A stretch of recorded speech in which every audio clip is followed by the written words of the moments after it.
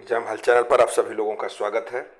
Current affairs की इस नई श्रृंखला के साथ मैं फिर आप लोगों के सामने उपस्थित हूं और बीपीएससी के एग्जाम को देखते हुए क्विक रिवीजन कराए जा रहे हैं। महत्वपूर्ण करंट अफेयर्स के प्रश्नों को आपके सामने प्रस्तुत किया जा रहा है। आप उनको एक बार देखें और परीक्षा के पहले दो बार और रिवीजन अगर कर सकें तो करके जाएं।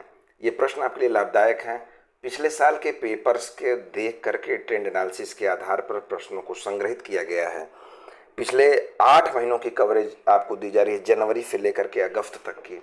जो महत्वपूर्ण राष्ट्रीय अंतर्राष्ट्रीय घटनाएं हुई हैं, राष्ट्रीय अंतर्राष्ट्रीय स्तर पर कोई चर्चित नियुक्ति है या इसके अलावा जो भी आयोजन सम्मेलन वैश्विक स्तर के जो संस्थान हैं उनके जो सम्मेलन हैं, कोई प्रमुख पुस्तक है, उन सभी का संग्रहण करके आपको प्रस्तुत किया जा रहा है जिससे आपका क्विक रिवीजन हो सके।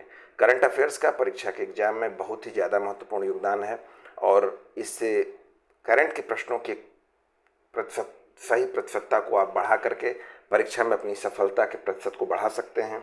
आइए शुरू करते हैं। वर्ष 2023 में दिल्ली पुस्तक मेले का आयोजन किया गया है। 27वां संस्करण है। इसका आयोजन भारत व्यापार संवर्धन संगठन के द्वारा किया गया है और इसकी थीम थी राष्ट्र निर्माण में पुस्तकें। राष्ट्र के निर्माण में पुस्तकों का क्या योगदान है? पुस्तकों के बारे में कहा जाता है कि आप एक अच्छी पुस्तक पढ़ें तो किसी एक व्यक्ति के 40 साल 35 साल के अनुभवों को आप कितनी आसानी से समझ सकते हैं। जैसे कोई भी बुक आप अच्छी ले लें, सैपियंस को ही पढ़ें, रामचंद्र गुहा जी की कोई पुस्तक पढ़ें, उनकी पूरे जीवन की जो रिसर्च है, उनके जो पूरे जीवन का इतिहास को लेकर के एक अनुभव है, उसको आप एक किताब में वो निचोड़ में लिखते हैं और उसको आप पढ़कर, तो राष्ट्र के निर्माण में इन पुस्तकों का योगदान बहुत है। इसके लिए नेशनल बुक ट्रस्ट जो है एनबीटी, उसकी पुस्तकें आती हैं, वो सस्ती भी होती हैं और बहुत ही उपयोगी, देश की संस्कृति की, देश की परंपराओं को से संबंधित, क्रांतिकारियों से संबंधित, स्वतंत्रता आंदोलन से संबंधित, इन सभी का संग्रहण उसमें है। उसको आप मंगा के पढ़ सकते हैं और वो इसीलिए इसकी थीम रखी गई थी राष्ट्र निर्माण में पुस्तकें। हाल ही में लॉन्च किए गए सल्फर लेपित यूरिया को क्या नाम दिया गया है? Urea gold. अटल वयो अभ्युदय योजना किससे संबंधित है? बुजुर्गों से। पांडुपोल मंदिर किस भगवान से संबंधित है? भगवान हनुमान जी से। पांडुपोल मंदिर। वार्षिक बोनालू महोत्सव मनाया गया है, कहां पर मनाया गया है? हैदराबाद में। किस राष्ट्रीय उद्यान में दुर्लभ पक्षी जेरडन बैबलर देखा गया? दुधवा टाइगर रिजर्व में। कारगिल विजय दिवस कब मनाया गया? 26 जुलाई को। भारत के चुनाव आयोग ने राजनीतिक दलों के वित्तीय खातों को डिजिटल रूप से एकीकृत करने के लिए कौन सा वेब पोर्टल लॉन्च किया है? तो IEMS वेब पोर्टल। ये इंपॉर्टेंट है क्योंकि चुनाव आयोग की एक्टिविटी पर, चुनाव आयोग इस तरह की एक्टिविटी करता है जिससे पारदर्शिता को और पारदर्शी ढंग से चुनाव को कराया जा सके और चुनाव में पारदर्शिता बनी रहे, बाहुबल धन बल के प्रयोग को कम किया जा सके। इन सभी को ध्यान में रखते हुए वो नित्य नए नए नवाचार कर रहा है और उन नवाचारों को जानना जरूरी होता है क्योंकि वो परीक्षा के दृष्टिकोण से भी महत्वपूर्ण है। और चूंकि आप इस देश के नागरिक हैं, इसलिए राजनीतिक जो हमारा नेतृत्व है, राजनीतिक नेतृत्व जो हमारा है, उसमें ये जानना जरूरी है कि किस स्तर तक पारदर्शिता जो है आ रही है। एकलव्य नामक शैक्षणिक पहल किस विश्वविद्यालय द्वारा लॉन्च किया गया है? नेशनल लॉ यूनिवर्सिटी दिल्ली द्वारा। हाल ही में खबरों में रहा डिब्रूगढ़ वन्य जीव अभ्यारण्य किस राज्य में अवस्थित है? ओडिशा में। राष्ट्रीय समुद्री विरासत परिसर कहाँ विकसित किया जाएगा? लोथल, गुजरात में। प्रधानमंत्री जन आरोग्य योजना की राशि को बढ़ाकर कितना कर दिया गया है? 10 लाख रुपए कर दिया गया है। PMJY योजना की शुरुआत 23 सितंबर 2018, 23/9/2018 को हुई थी। इसकी सीमा बढ़ाकर के अब 10 लाख कर दी गई है।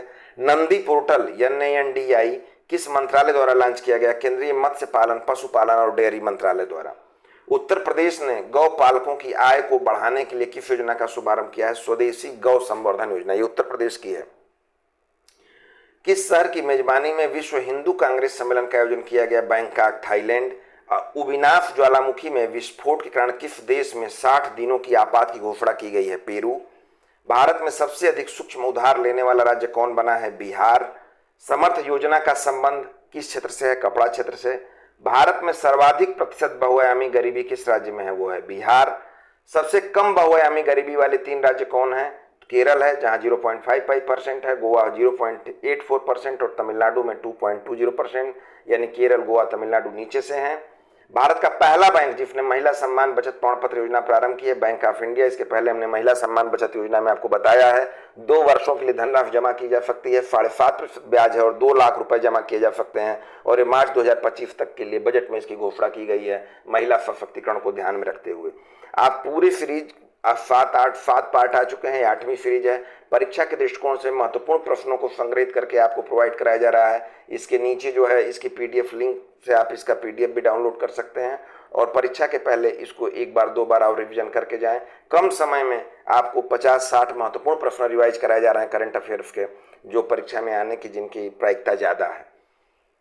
गोल्डमैन सैक्स के अनुसार भारत कब तक दुनिया की दूसरी सबसे बड़ी अर्थव्यवस्था बन जाएगा? वर्ष 2075 तक। किस वायरस के कारण टमाटर फसलों में हुई हानि से टमाटर के मूल्य में वृद्धि हुई? Mosaic virus.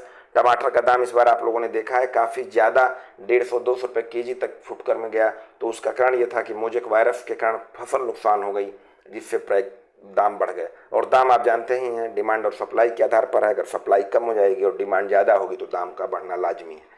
राष्ट्रीय स्वच्छ गंगा मिशन के महानिदेशक नियुक्त किए गए हैं जी अशोक कुमार। इससे संबंधित 3 फैक्ट्स और यहाँ देखें। नमामि गंगे कार्यक्रम का प्रारंभ जून 2014 में हुआ। स्वच्छ गंगा कोष का गठन वर्ष 2014 में हुआ और गंगा नदी को राष्ट्रीय नदी वर्ष 2008 में घोषित किया गया। नेशनल मंडेला अंतर्राष्ट्रीय दिवस जो है वो 18 जुलाई को।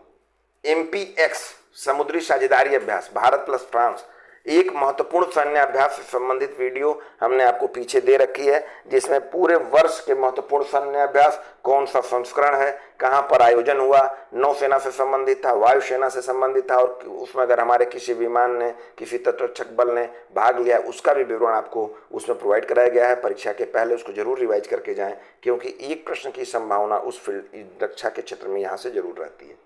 MPX समुद्री साझेदारी अभ्यास भारत फ्रांस के बीच हुआ है। आयोजन बंगाल की खाड़ी में हुआ। भारतीय नौसेना जहाजों ने भाग लिया। इसमें INS राणा और INS सुमेधा, ये 2 भारत की तरफ से भाग लिए।